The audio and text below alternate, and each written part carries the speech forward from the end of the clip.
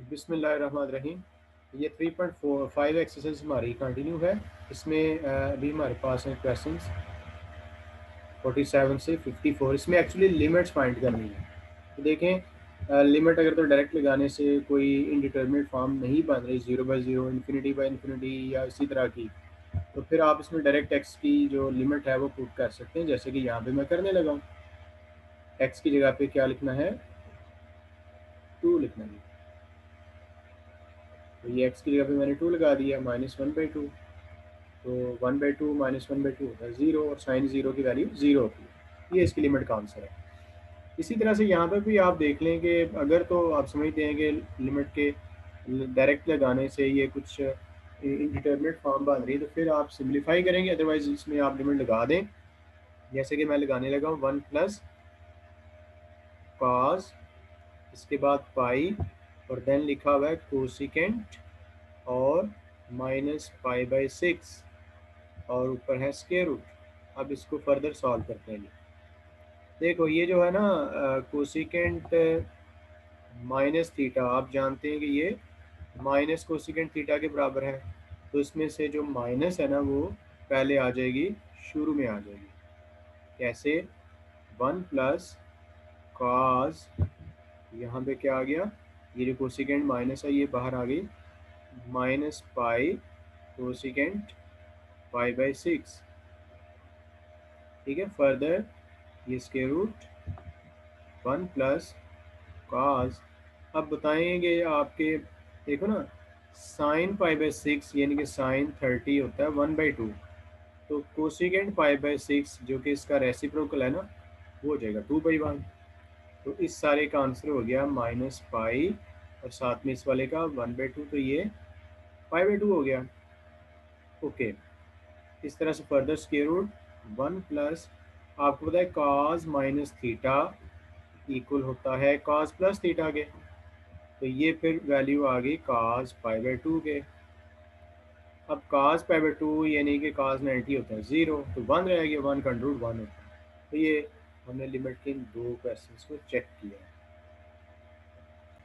ये नेक्स्ट देखिए कि इस लिमिट, इसमें अगर आप थीटा की जगह में π/6 लिखते हैं ना, तो साइन π/6 भी 1/2 होता है, 1/2 -1/2 0। नीचे भी आप π/6 लगाएंगे तो 0/0 बनता है, इंडिटरमिनेट फॉर्म है। तो इसको हम फिर कैसे ऑब्जर्व करें, देखिए थोड़ा सा इस पर गौर करने की ज़रूरत है। लिमिट आल्दो कि इसको एक और तरीके से भी सॉल्व कर सकते हैं, लेकिन इसको इसी हालत में देखें। ये मैं लिख रहा हूँ जी साइन थीटा, ये जो 1/2 है इसको मैं ऐसे लिख सकता हूँ, साइन π/6,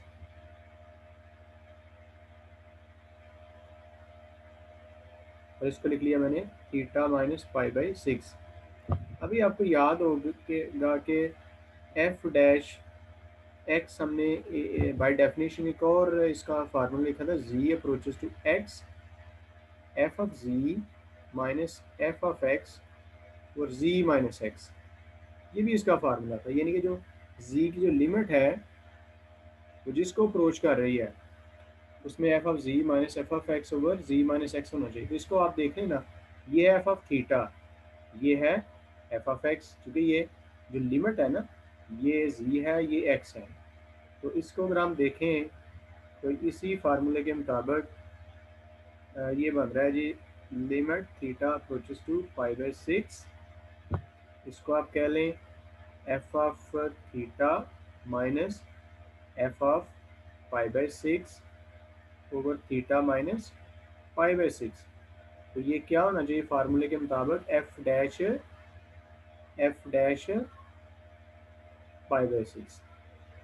एफ डैश π/6। ठीक है, इसी फार्मूले के मुताबिक ये जो दूसरा फार्मूला है डिफरेंशिएशन का, यानी कि एफ, ये जो थीटा अप्रोचेस टू π/6 है ना, ये ऐसी जैसे z approaches to x, z वाली वैल्यूज शुरू में है और x वाली वैल्यूज बाद में। यहाँ पर भी देखें, थीटा वाली वैल्यूज पहले हैं, π/6 वाली बाद में। उसको आप कह लें कि F of theta is sine theta.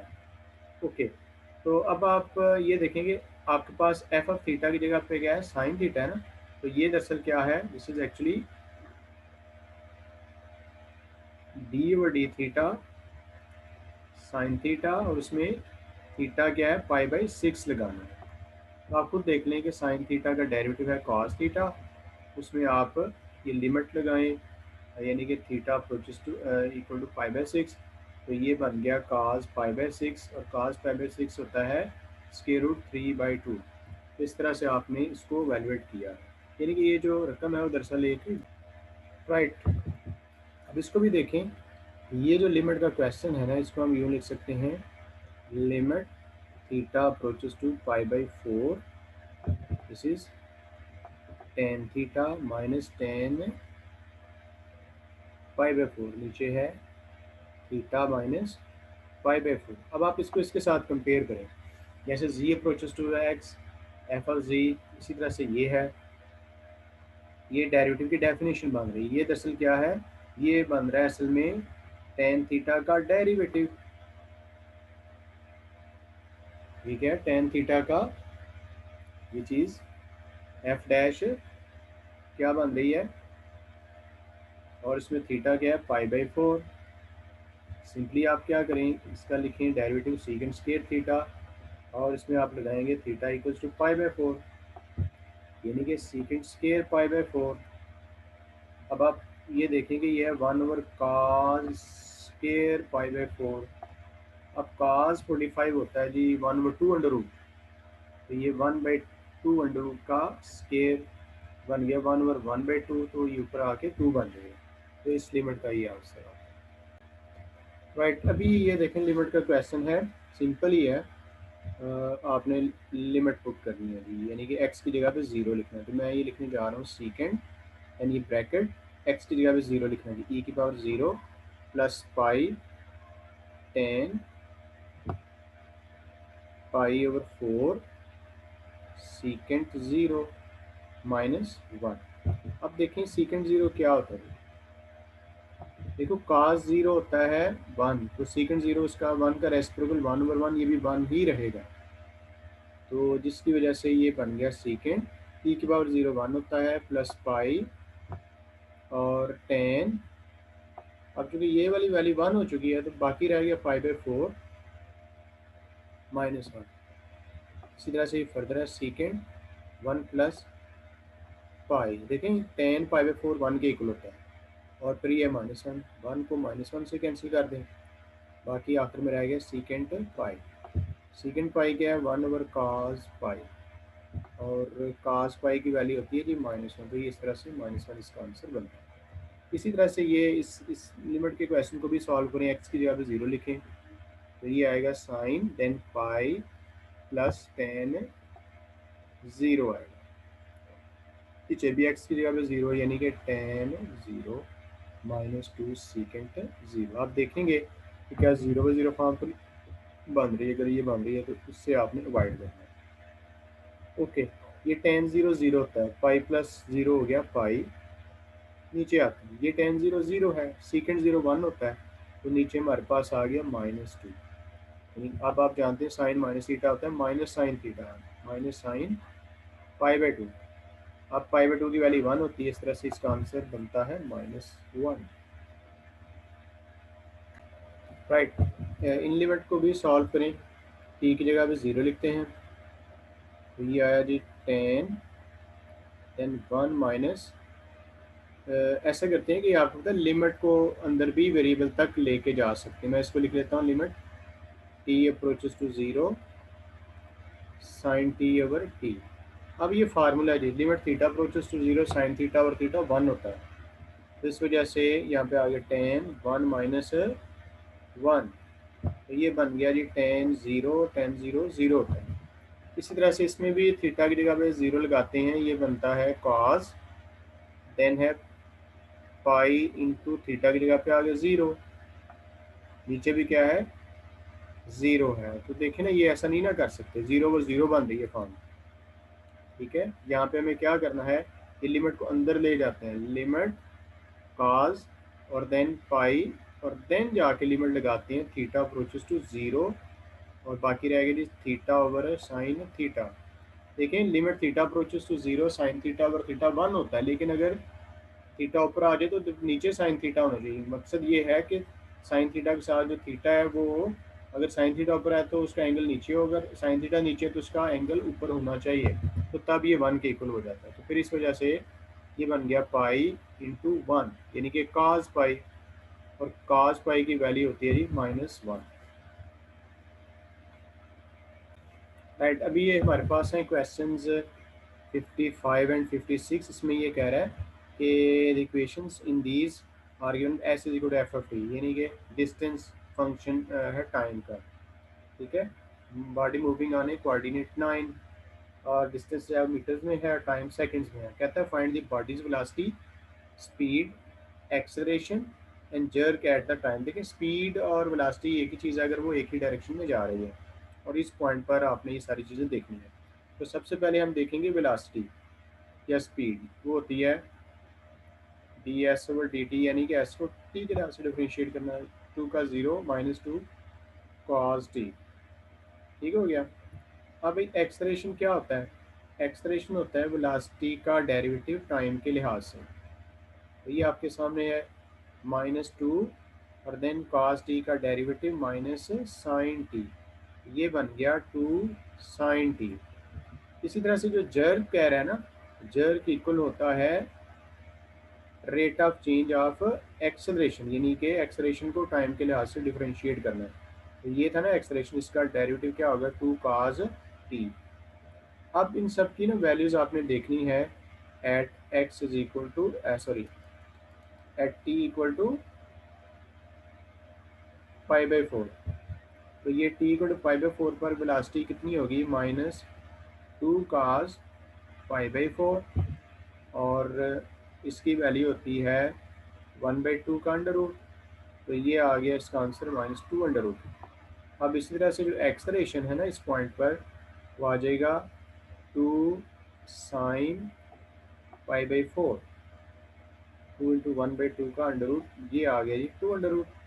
और जो जर्क है वो इस पॉइंट पे आएगा 2 cos π/4, यानी कि 2 इंटू 1/2 अंडर रूट, ये भी इसकी वैल्यू भी इतनी ही है। तो यही है क्वेश्चन। अब ये जो 56 वाला है ना, ये आप खुद कीजिएगा, सेम इसी तरीके से आपने ये कैलकुलेशंस करनी। जी ये कह रहा है कि is there any value of C that makes this function to be continuous at X equal to 0। एक कंटिन्यूटी के मतलब आप बड़ी डिटेल में देख चुके हैं कि कंटिन्यूटी की 3 शराइत हैं। जिस पॉइंट पे आप कंटिन्यूटी देखना चाहते हैं, जैसे यहाँ पे 0 पे देखना चाह रहे हैं, इट मीन्स ये जो एफ ऑफ 0 है ना वो डिफाइंड होना चाहिए, यानी कि 0 पे इसकी वैल्यू फाइनाइट होनी चाहिए। और नंबर 2, इसी पॉइंट पे यानी कि एक्स अप्रोचेस टू 0 पे इसकी जो टोटल लिमिट है ना वो एग्जिस्ट करनी चाहिए। अगर ये बाउंड्रीज हों तो फिर इसमें बाउंड्री पे जो लिमिट अवेलेबल है उसको देखना होता है। और तीसरी चीज़ इसमें ये थी कि ये जो वैल्यू है वो इस लिमिट के इक्वल हो, ठीक है। तो वो कह रहा है कि ये फंक्शन कंटिन्यूस है, यानी कि इसमें ये तीनों चीज़ें ट्रू हैं, और आप इसमें से सी की वैल्यू फाइंड करें। तो हम ऐसा करते हैं, सबसे पहले एफ ऑफ 0 देखते हैं इसके सोल्यूशन में, यानी कि जब एक्स इक्वल टू 0 है तो फंक्शन इसके इक्वल है सी के इक्वल, यानी कि 0 पे फंक्शन की वैल्यू एफ ऑफ सी है। अब यहाँ पे लेफ्ट राइट हैंड लिमिट्स इकट्ठी कैलकुलेट होगी, यानी कि टोटल लिमिट, चूँकि लेस देन 0 या ग्रेटर देन 0 दोनों के लिए एक तरह से फंक्शन डिफाइंड है।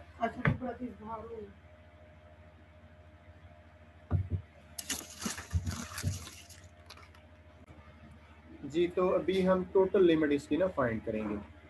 लिमिट एक्स अप्रोचेस टू 0, देखो left right hand limit calculate करने का फ़ायदा है कोई नहीं, क्योंकि लेफ्ट हैंड लिमिट के लिए भी आपने फंक्शन तो यही यूज़ करना है, राइट हैंड लिमिट के लिए क्योंकि ये दोनों के लिए है, लेस देन 0 और ग्रेटर देन 0 दोनों के लिए। तो ये आ गया जी limit x approaches to 0 F of x, तो वो कितना होगा लिमिट एक्स अप्रोचेस टू 0, ये है जी sine square 3x over x square. तो आपको पता ही है ना कि साइन वाली वैल्यू ऊपर है, उसका जो एंगल है वो नीचे होना चाहिए, लेकिन चूंकि साइन का स्क्वायर है इसलिए इसके एंगल का भी नीचे स्क्वायर होना चाहिए। अब इसका एंगल है 3x, इसका स्क्वायर होता है 9x स्क्वायर। तो वो देखिए ऐसे आएगा, यहाँ पे 9 से कर लेना मल्टीप्लाई, और फिर 9 से डिवाइड हो गया। 9 से डिवाइड होने का मतलब क्या है, 3x का स्क्वायर, ये 3 का स्क्वायर आ गया ना, तो 9 ही है ये। अब ये जो ब्रैकेट के अंदर रकम बन गई है वो दरअसल क्या है, 9 इंटू 1 का स्क्वायर विच इज़ 9, राइट। अब आप ये देखोगे जो फंक्शन है कंटिन्यूस, तो आप यहाँ पे थोड़ा सा वाला देखना, as F is continuous at X equal to zero, it means ये पॉइंट हम लिख सकते हैं, ये जो ऊपर लिखा है। सो एफ ऑफ जीरो यानी कि जीरो पे जो वैल्यू है वो जीरो पे लिमिट के इक्वल होगी। सो अब एफ ऑफ जीरो है सी और लिमिट आपने निकाली 9, तो यहाँ से आपको सी की वैल्यू मिल रही है विच वॉज रिक्वायर्ड, राइट। अभी कह रहे हैं कि 58 question, is there a value of B that makes this function to be continuous at X equal to zero, zero पे इसको कंटिन्यूस है ये, और आपने बी फाइंड करना है। तो आप जीरो पे कंटिन्यूटी के लिए काम करें ना, तो वही चीज़ें कि नंबर एक, क्योंकि ये जीरो पे उसने कह दिया ना कि फंक्शन कंटिन्यूस है, तो इसका मतलब है जी ऑफ जीरो डिफाइंड होगा। नंबर टू, जो जी पर लिमिट होगी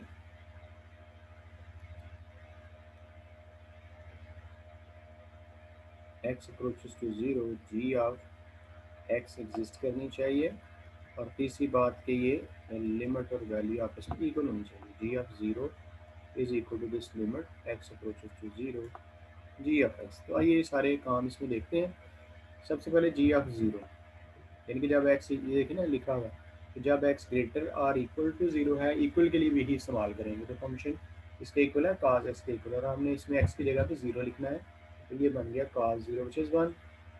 अब आप देखें लेफ्ट हैंड लिमिट के लिए ये दोनों लिमिट्स यहाँ पे कैलकुलेट करनी होंगी, क्योंकि एक्स लेस देन ज़ीरो के लिए ये फंक्शन है और ग्रेटर देन ज़ीरो के लिए ये वाला फंक्शन है। तो आइए सबसे पहले हम लेफ्ट हैंड लिमिट देखें, limit x approaches to zero minus F sorry G of x,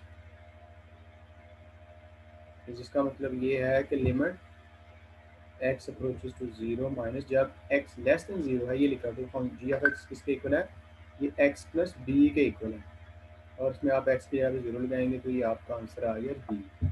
जब आप इसकी राइट हैंड लिमिट के लिए कैलकुलेशन करेंगे zero G of X, it means कि जब एक्स ग्रेटर देन ज़ीरो है ये लिखा होगा, तो फंक्शन किसके इक्वल है, कॉज एक्स के इक्वल। आप इसमें भी एक्स की जगह पे ज़ीरो लगाएं तो कॉज ज़ीरो वन, क्योंकि फंक्शन कंटिन्यूस है। तो आप देखें एज एफ इज़ कंटिन्यूस, तो देखें आपकी जो लेफ्ट हैंड लिमिट है, limit x approaches to zero minus G of X, this should be equal to your right hand limit, limit x approaches to zero plus G of x.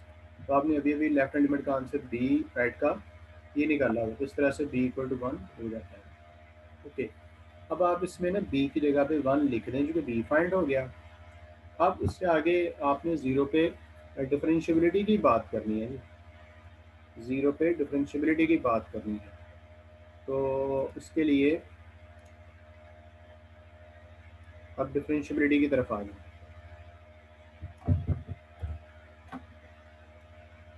देखो जिस तरह से left hand limit और right hand limit होती है, इसी तरह से डेरिवेटिव, लेफ्ट हैंड डेरिवेटिव भी होता है, right hand limit right hand derivative भी होता है। जब ये लेफ्ट हैंड डेरिवेटिव और राइट हैंड डेरिवेटिव इक्वल हो जाए, तो तब आप कहते हैं कि ये फंक्शन जीरो पे उस पर डिफरेंशियबल है।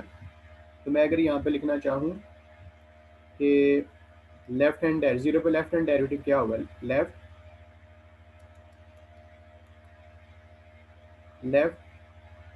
जी डैश ज़ीरो, ठीक है, वो ये होगा limit H approaches to zero negative F of zero plus h, sorry G of zero plus H minus G of zero over this h, ठीक है। तो आइए ये कैलकुलेट करते हैं, limit H approaches to zero. अब आप देखो कि ज़ीरो एच जब ज़ीरो से लेस है, समथिंग नेगेटिव, तो ये क्या होगा, G of some value which is less than zero. तो आप देख रहे हैं ना कि जब एक्स लेस देन ज़ीरो, तो फंक्शन किसके इक्वल है, एक्स प्लस वन के इक्वल है। तो लिहाजा यहाँ पे क्या लिखेंगे, इस एक्स जी ऑफ एक्स है ना, तो आपने क्या लिखना है, जी ऑफ एच, ठीक है। और एच जो है जो कि लेस देन ज़ीरो है, तो ये इसी कैटेगरी में आया ना, तो यहाँ पे आपका आ गया answer H plus one,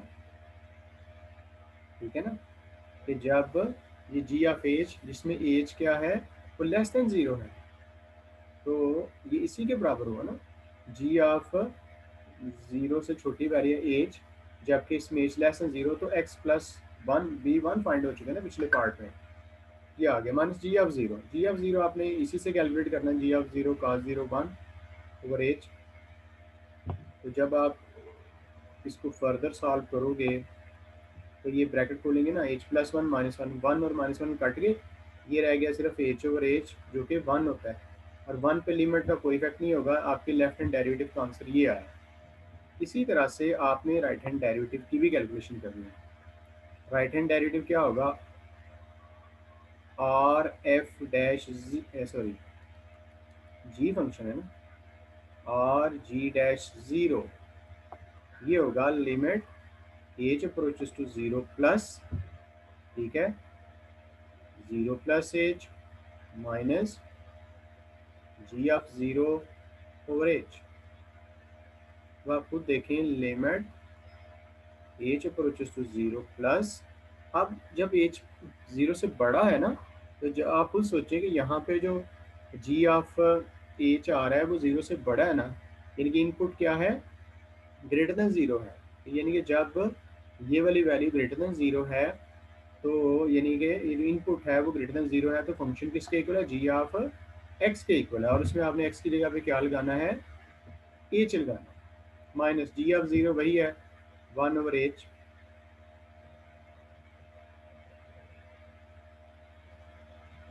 right. अब इसकी वैल्यू क्या होगी, और इसी को फर्दर सॉल्व करते हैं, इसको लिख देते हैं limit H approaches to zero plus, अच्छा जी मैं माइनस इसमें से ले रहा हूँ common, one minus cos H over H.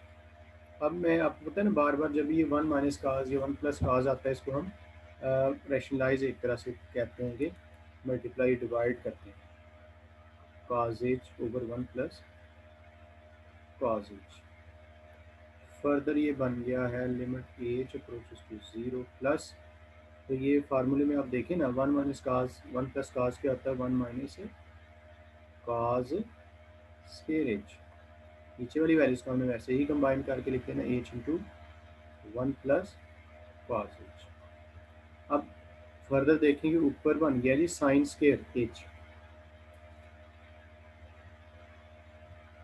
Limit H approaches to zero plus, तो मैं क्या करता हूँ, एक ऊपर बन गया minus sine square h over h multiplied by one over one plus cos h. अच्छा ये दूसरे वाला हिस्सा, इसमें अगर आप एच की जगह पे जीरो लगा दोगे ना, तो इस हिस्से का आंसर वन बाई टू आएगा, ठीक है। और फर्दर ये देखें कि limit H approaches to zero plus, इसको ऐसे लिखें कि sine h over h multiplied by sine h और multiplied by minus one over this one plus cos h. अब हर एक पे आप अलग अलग जब लिमिट लगाएंगे ना, तो पहले वाले हिस्से का आंसर वन आएगा, ये साइन एच एच की जगह पे ज़ीरो आ गया, multiplied by minus one over two आएगा, तो ओवरऑल आंसर आ गया टू। तो आपने देखा कि आपके लेफ्ट हैंड डेरिवेटिव का लेफ्ट जी डैश ज़ीरो का आंसर था वन, और राइट हैंड डेरिवेटिव का आंसर आया ज़ीरो। तो left right hand derivative equal नहीं है, इसका मतलब ये है कि फंक्शन ज़ीरो पे डिफरेंशिएबल नहीं। एंड अभी ये कह रहा है कि ये जो कॉज एक्स है इसका वो आपने 999 जो डेरिवेटिव है ना वो फाइंड करना है। देखिए ये इजी है कि आप इसको ना वाई कह लेना, कॉज एक्स को, इसका पहला डेरिवेटिव लिखें तो ये आ गया माइनस साइन एक्स, इसी का दूसरा डेरिवेटिव लिखें तो माइनस बाहर रहेगी और साइन एक्स का डेरिवेटिव कॉज एक्स, इसी का आप तीसरा डेरिवेटिव लिखें तो माइनस के बाद cos x का डेरिवेटिव होता है माइनस साइन एक्स, तो माइनस माइनस प्लस हो गई, तो ये आया साइन एक्स। और जब आपने इसका चौथा डेरिवेटिव लिखा तो ये बन गया cos x, और चौथे डेरिवेटिव के बाद ये शुरू वाले y के ही इक्वल आ गया। इसका मतलब ये हुआ कि इसके चौथे डेरिवेटिव का आंसर पहले के ही इक्वल है, इसी तरह से मैं अगर ये कहूँ कि इसका जो 8वां डेरिवेटिव होगा उसका आंसर भी y के इक्वल आएगा हर चौथे डेरिवेटिव के बाद। इसी को अगर आप आगे बढ़ा लें तो y की पावर आप अगर इसको लिखें 996, ये वाला जो डेरिवेटिव है ना ये भी y के इक्वल आएगा, यानी कि cos x के इक्वल आएगा। ठीक है ना, ये 4 का मल्टीपल है। अब इससे आगे जो डेरिवेटिव होगा 997 डेरिवेटिव, वो क्या होगा, इसका डेरिवेटिव यानी कि माइनस साइन एक्स। इसके बाद इससे अगला डेरिवेटिव होगा 998 डेरिवेटिव, वो आएगा माइनस काज एक्स। और उससे अगला जो हमें रिक्वायर्ड है 999 डेरिवेटिव, वो होगा साइन एक्स। वो बोला क्यों कि माइनस के बाद जो काज एक्स इसका डेरिवेटिव होता है माइनस साइन एक्स, तो माइनस माइनस प्लस होगी, साइन एक्स आ गया। ये है जी इसका डेरिवेटिव।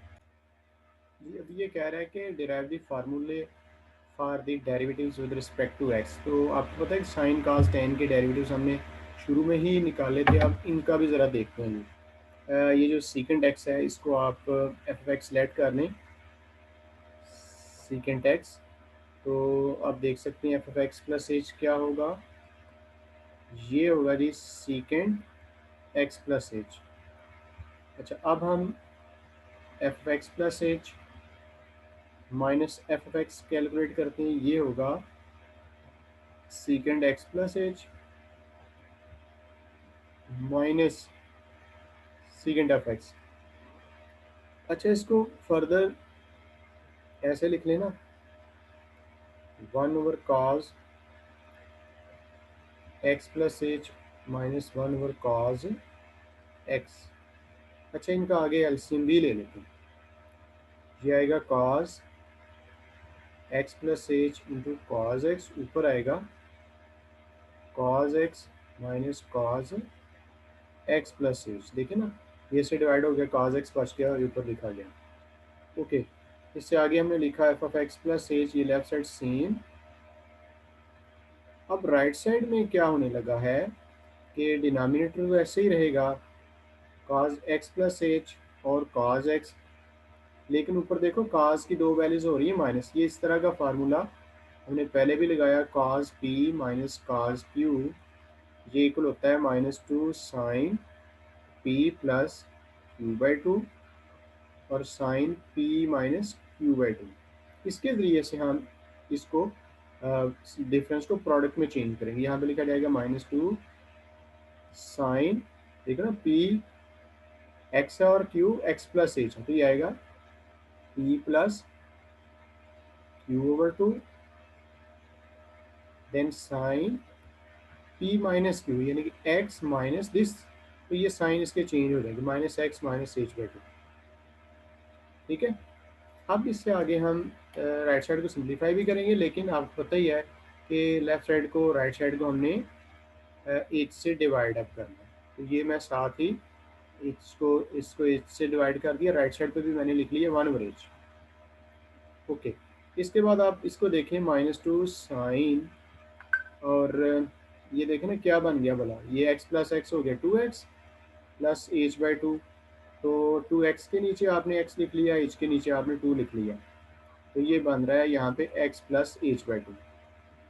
तो ये साइन x प्लस h/2। इसके बाद ये x इस x से कट गया, अब ये बाकी रह गया साइन माइनस h/2।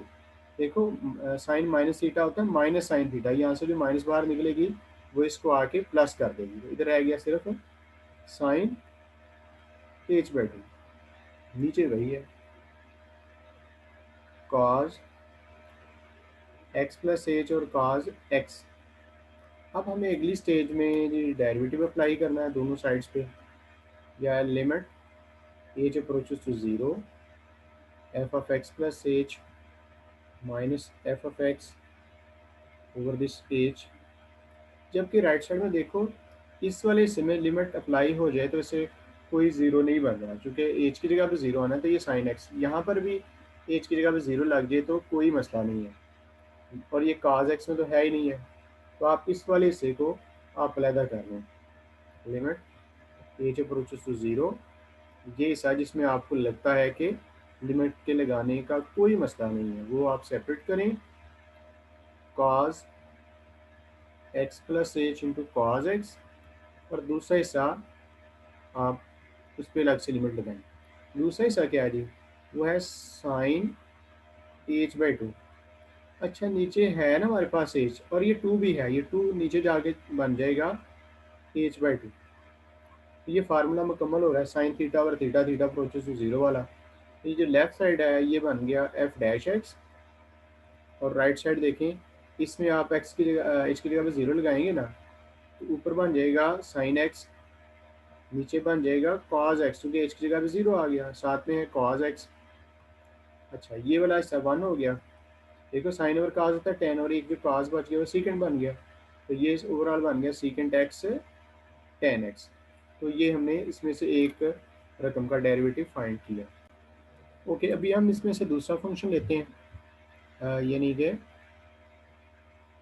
बी वाला एफ एफ एक्स, तो हमने इक्वल लिख लिया कोसिकेंट एक्स के, और यहाँ से ही आप देख सकते हैं F F X plus H ये बन जाएगा कोसिकेंट एक्स प्लस एच। अब आप F F X plus H minus F F X calculate करें, ये आएगा cosecant X plus H minus cosecant X. अच्छा इसको आप अगर ऐसे लिख लें, one over sine x plus H minus one over sine X, इसका एलसीएम भी ले लें। डिनोमिनेटर में आया sine of x plus H, और साइन एक्स ऊपर आ गया sine x minus sine x plus h. तो ऊपर देखें कौन सा फार्मूला लगना है, sine P minus sine Q, ये इक्वल होता है to cos P plus Q by two, और sine P minus Q by two. तो आप ये फार्मूला लगाने जा रहे हैं,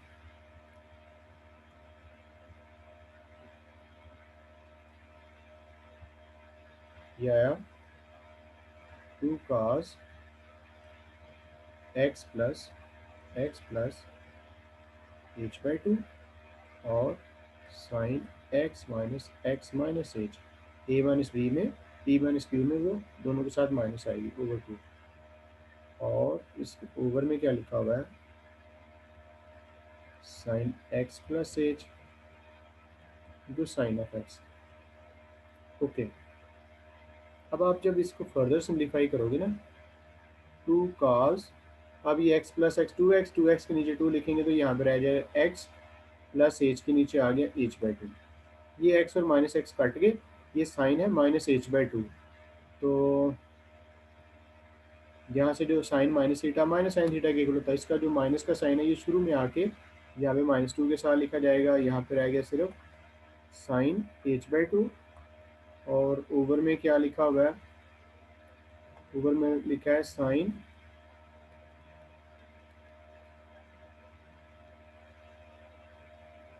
x plus H into sine x. अब आप क्या करेंगे, एच से डिवाइड कर दें इस तरफ को भी, तो हम करेंगे कुछ इस तरह से, एक cos X plus H by to, इसके नीचे भी मैंने लिख लिया साइन एक्स प्लस एच। ये मैं वो वाला हिस्सा लिख रहा हूँ कि जिसमें आप समझें कि लिमिट के लगाने का कोई मसला नहीं, बकाया रह गया साइन एच बाई टू, और ये जो एक एच आया वो यहाँ पे लिखा, और ये जो टू है ना इसको भी नीचे ऐसे शिफ्ट कर दिया, और इसके साथ जो माइनस है माइनस को आप बेशक बिल्कुल स्टार्ट में लिख दें। अब हमने लास्ट स्टेप करना है, लिमिट्स लगानी है।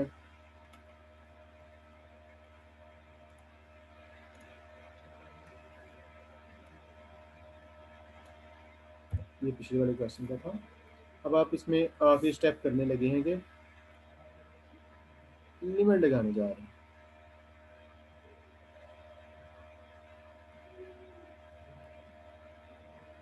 Limit H approaches to zero F of x plus H minus F of x over this h, इस साइड पर भी minus limit H approaches to 0 cos x plus H by two, नीचे आगे दी साइन एक्स प्लस एच और then sine X.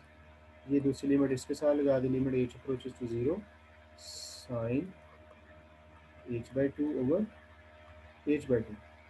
तो ये left side है जी एफ डैश एक्स, ये माइनस, अब इसमें आप जब एच की जगह पे 0 लगाओगे ना तो ये सिर्फ कॉज एक्स रह जाएगा, नीचे ये साइन एक्स और फिर से साइन एक्स। ये जो अगला हिस्सा है ये limit theta approaches to 0 sine theta और थीटा के फार्मूले से बन। अब आप इसको देखो कि काज ओवर साइन होता है कॉट और ये साइन नीचे है, तो माइनस शुरू में है तो आप पहले साइन वाली वैल्यू जो नीचे है ऊपर जाके बन गई कोसिकेंट एक्स और ये दूसरी काज ओवर साइन बन गई कॉट एक्स। तो ये इसका डेरिवेटिव था, राइट। अभी हमारे पास ये जो लास्ट वाला है कि सी पार्ट जिसमें एफ ऑफ एक्स को हम कॉट एक्स के इक्वल लिखते हैं, तो सिंपली के F of x plus H हमारा बन सकता है कॉट एक्स प्लस एच। तो उसके बाद हम लिखेंगे F of x plus H minus F of X, ये बन जाएगा cot X plus H minus cot of X. इसको मैं ऐसे लिख लेता हूँ, cos X plus H over sine x plus H minus cos X over sine X. तो इसको मैं यूँ ही लिखता जा रहा हूँ और राइट साइड का लेने लगा हूँ LCM, sine x plus H sine x, ऊपर ये सबसे पहले लिखेंगे sine X then cos X plus H minus cos of x और साइन एक्स प्लस एच। ठीक है, तो फर्दर देखें sine alpha cos beta minus cos alpha sine beta, ये फार्मूला इक्वल होता है साइन अल्फा माइनस बीटा यानी कि एक्स माइनस बीटा जो कि एक्स प्लस एच है, रहेगा माइनस एक्स माइनस एच। नीचे क्या है, नीचे है sine x plus H into sine x. अब ये इसे कट गया ना और हम एक से डिवाइड भी करते हैं, तो X plus H minus F of x over H, यहाँ से जो साइन माइनस थीटा है वो माइनस बाहर आ गया, माइनस साइन ऑफ एच, और ये जो एच है उससे हमने इस तरफ भी डिवाइड किया, देन है sine x plus H, then है साइन एक्स। इसके बाद हमें दोनों साइड्स पर लिमिट अप्लाई करनी है।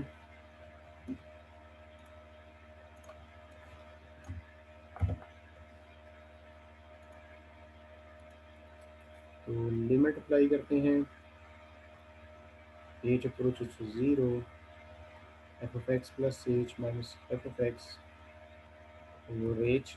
तो ऐसे करते हैं कि लिमिट एच अप्रोचेस टू 0, इसमें से जो साइन एच ओवर एच है वो पहले लिख लेते हैं और दूसरी तमाम रकमों पर लिमिट अलग से लगाते हैं। लिमिट एच अप्रोचेस टू 0 अब ऊपर आएगी -1 और नीचे आ जी sine x plus H sine x. अच्छा, ये बन गया जी एफ डैश एक्स, इसका आंसर 1 होता है। इसमें आपने लिमिट लगाई तो ये साइन एक्स प्लस एच में एच 0 हो गया, तो नीचे बन गया साइन स्केयर एक्स, ये होता है माइनस कोसेकेंट स्केयर एक्स, ये था इसका डेरिवेटिव। देखें ये क्वेश्चन की स्टेटमेंट है कि ये स्प्रिंग ऐसे लटका हुआ है, तो ज़ाहिर है कि इसकी ना ये मीन पोजीशन से डिस्प्लेसमेंट है, जब आप इसको खींचेंगे और छोड़ेंगे, ये ना मीन पोजीशन छोड़ेंगे तो देन ऊपर नीचे की तरफ मूव करेगा। इसे कहते हैं कि मीन पोजीशन के अबाउट इसकी डिस्प्लेसमेंट हो रही है, और जो उसकी मैक्सिमम डिस्प्लेसमेंट है उसको आप एम्पलीट्यूड कहते हैं। ये ना 0 से नीचे ऊपर ये एक्सट्रीम पे चला गया -10 पे, ये एक्सट्रीम राइट पे आ गया, ये इसकी न्यूट्रल स्टेट है, इक्विलिब्रियम स्टेट है। और किसी भी पॉइंट पे इसकी जो डिस्प्लेसमेंट है ना, उसका फार्मूला ये है कि x is equal to 10 cos t। तो अब उसके मुख्तलिफ सवालात में कहता है find the springs displacement when t is this, t is this, t is this. ज़ाहिर है कि मुख्तलिफ टाइम में ये इसकी पोजीशन डिफरेंट होगी, क्योंकि अप डाउन मूव कर रहा है ना।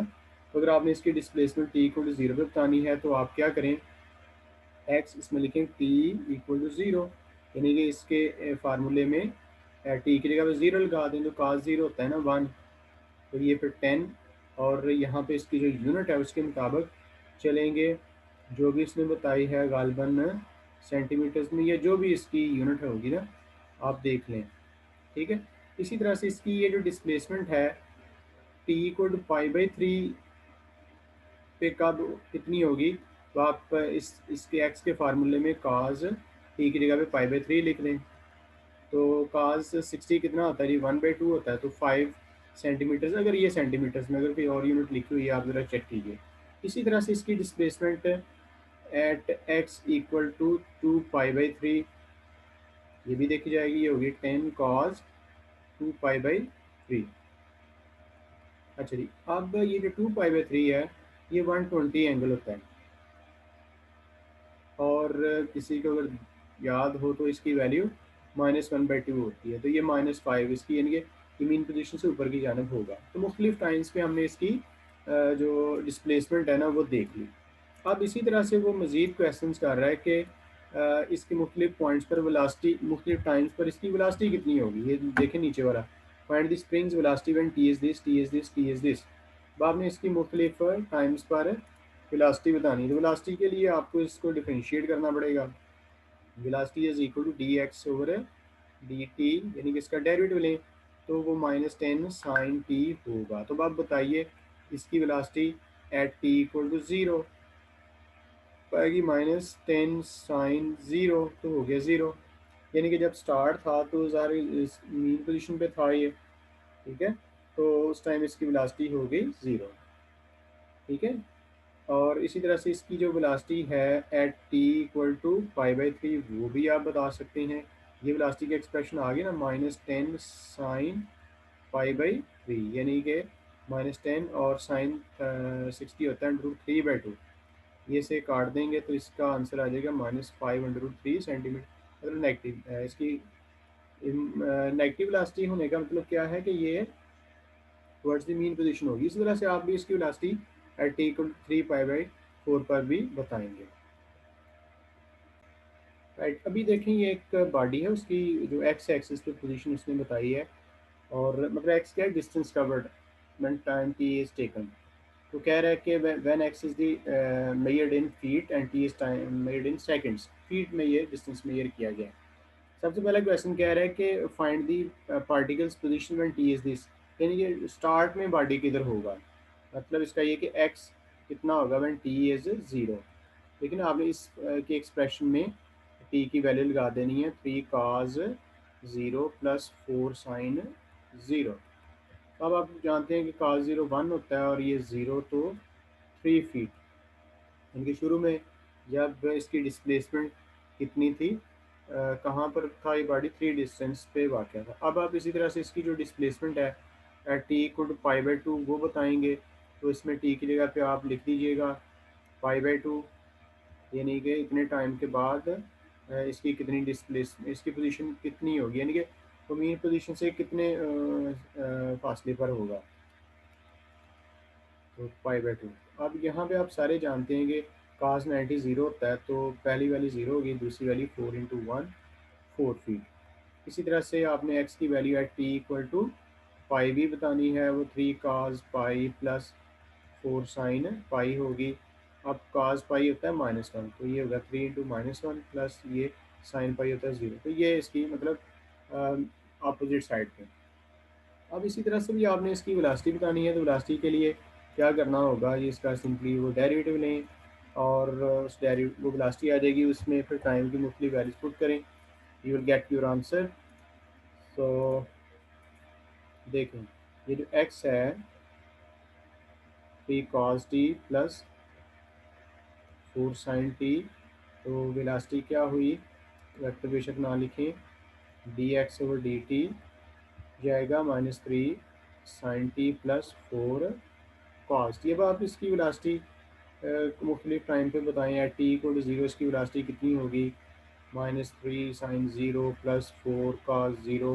अब sin 0 0 होता है, 4 × 1 4 फीट पर सेकंड।